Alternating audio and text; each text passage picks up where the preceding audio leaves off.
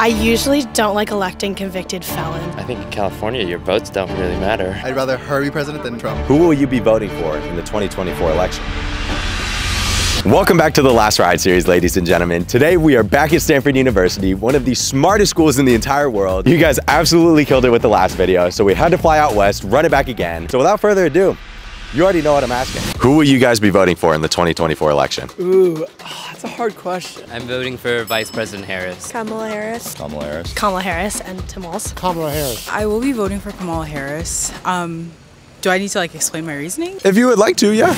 I usually don't like electing convicted felons as my president. That's pretty much my cutoff. I think she really stands for ordinary citizens' rights, and she has strong experience serving in government. Because I met her before. You met her? Yeah. San Francisco area. Exactly. I think Stanford is a very liberal campus, and besides my personal beliefs, I think that most students that you find on this campus will probably be voting for Kamala Harris. I like her views and her as a person a lot better than Trump. Are there any specific views that you stand by with Harris? I stand by, I think, pretty much all of them. I care a lot about environment. Now you mentioned the environment. Do you have any policies in specific that you can name? I think I have a lot more trust. I mean, Trump rolled back a lot of environmental regulations when he was in office, and I think he would do the same. I actually haven't decided yet, funny enough. Honestly, I'm actually still really torn. I consider myself to be pretty moderate, and I feel like with the polarization right now, it's putting me in a really tough position where I don't know who to vote for because I kind of disagree with everyone. We have not met a lot of people that are still in the middle. Is there any reason that you haven't picked one side or the other yet? I guess I'm just kind of stumped because I don't necessarily trust either candidate yet, so I'm kind of just trying to feel out who I trust more. I'm in Connecticut, so I have to do a mail-in ballot, but I'm still evaluating right now, actually. I won't be voting, personally. You will not be voting. Why is that?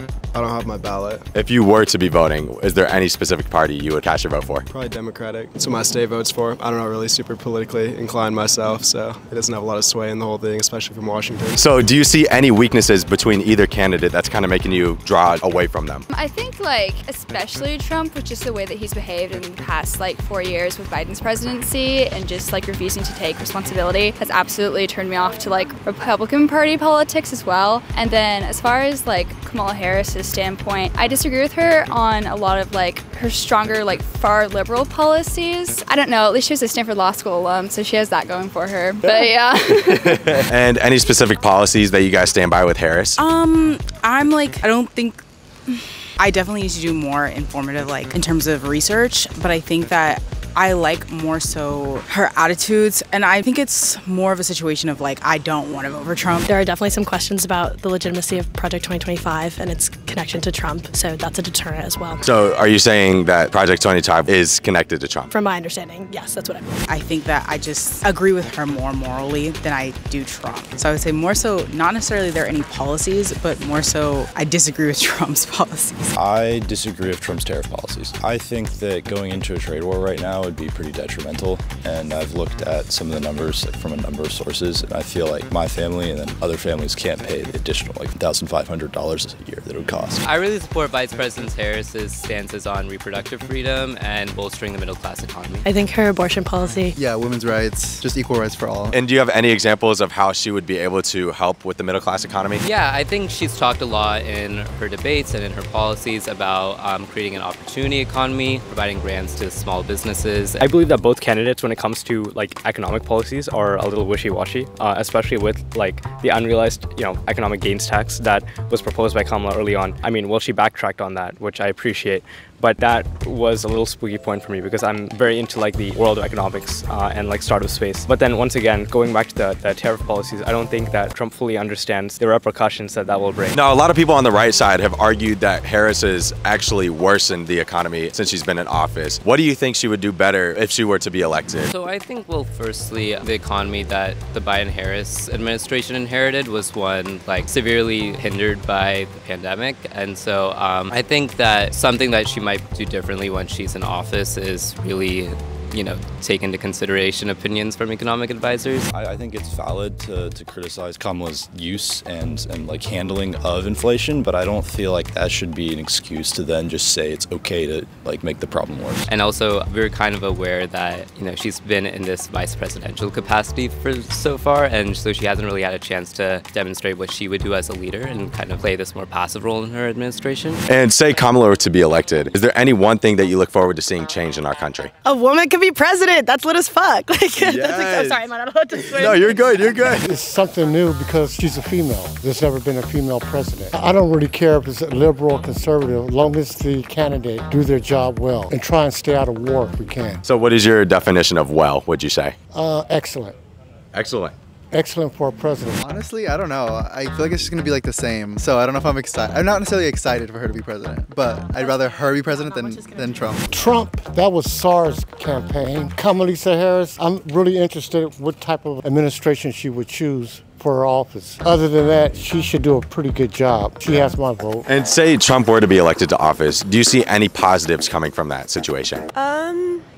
No, I think that the country would be better off with Kamala. As like a black woman, the way that I navigate in the world, I have a lot of concerns about the oppression of like women, especially in terms of like the government's jurisdiction over like bodies and things like that. So my main concern is how that is handled. I think he's a strong leader, and I think that he really is confident in his own abilities. And I think because of that, he's willing to play hardball with other leaders to hold them accountable, which I admire and I think is necessary in today's day and age. As a woman, I just like can't get behind like the sexual assault allegations. That's not something I can support. Yeah, I think some of his rhetoric is just too divisive, specifically with regard to like immigrants and stuff, especially with the like recent stuff in Ohio with the Haitian immigrants. Him and Vance were, I feel like, egging that on a little too much, even after like everyone was like, yeah, that's not happening. Even the Republican governor of Ohio was like, that's not happening, but they were still like, yeah, it's happening. I think there will be positives that will come to local businesses here in America because he's going to try and basically detach ourselves, or I guess rely less on foreign companies, specifically when it comes to like semiconductors or a lot of the deep tech that's going on. He's going to be building up our industry here and prioritizing U.S. companies, U.S. startups. A lot of people on the right that we've interviewed have said that nothing is going to change if Kamala were to be in office. Is there anything you would kind of counter? I don't actually know if I have anything that would be that different than Biden's policies, honestly. I think there are a lot of hopes riding on her just as a minority. I think that there are a lot of expectations of the uplifting of minorities, and in a country that has been primarily built by like white men, I think that it's very exciting. Yeah, I know she has tried to distance herself, even though she's VP, like it's going to be like a new page for the country, but honestly, I do think it's going to be pretty similar to Biden's administration. And is there any one thing you would say to any Trump supporters to kind of maybe see your perspective on things? I think he should step off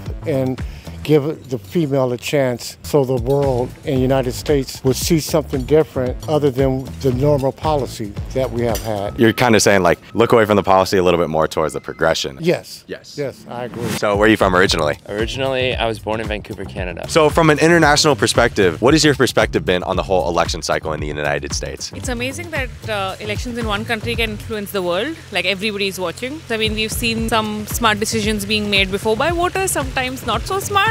So I'm excited to see where this election swings. I think one thing is voting for Trump, I think, is different than it was in 2016. And I think that that's something that a lot of people are overlooking. I think there's like a quiet majority of people that don't feel comfortable enough to say that they are voting for Trump. I think Kamala is riding some type of wave, and she's doing a really good job of playing to her strategy, which is almost like not being too much into the public light and just like letting people figure it out themselves. I also think it's interesting how she ended up there in the first place. And from your experience, do you see if Stanford sways one way or the other politically? I think I've been pleasantly surprised at just the diversity of politics here at Stanford, and especially like the openness of ideas that we have here. I think generally most of the students tend to lean more liberal. Well, one thing that's interesting about Stanford is that the Hoover Institution is one of the only right-wing institutions in all of college, but outside of that, I would say the whole university leans very far left. I think more blue. I think in California, your votes don't really matter. Stanford is a very liberal campus, extremely. Do you know any Trump supporters on campus? I feel like no one is really outwardly supporting Trump, probably. At least I don't really hear many people say that. Yeah. Do you think that it's like an open-minded space to be able to express that if they are Trump supporters on campus? Yeah, I guess Trump just tends to not have as much of the educated vote, so you're probably going to see less, but yeah. I was walking somewhere a couple of days ago and I saw someone had like a Trump JD Vance like bumper sticker, and that's literally the extent to which I've interacted with anyone who is like more right-leaning on campus. And is there anything between either candidate that kind of sticks out to you as a strength or a weakness? I think that that both are really polarized, to be honest, and that kind of isolates them from everyday people in general. I view that as a problem. It's like they don't necessarily speak for even their own main voter base, which I think is a pretty big issue. I think one strength of Vice President Harris is that she's a really amiable person. One weakness I would say that she might have is maybe her well-roundedness as a politician. I think she's had strong experience as a prosecutor, but maybe not very knowledgeable on all parts of the policy spectrum. I think like that Trump's age is a weakness for him. Anything for Harris? No, not really. Strength or weakness?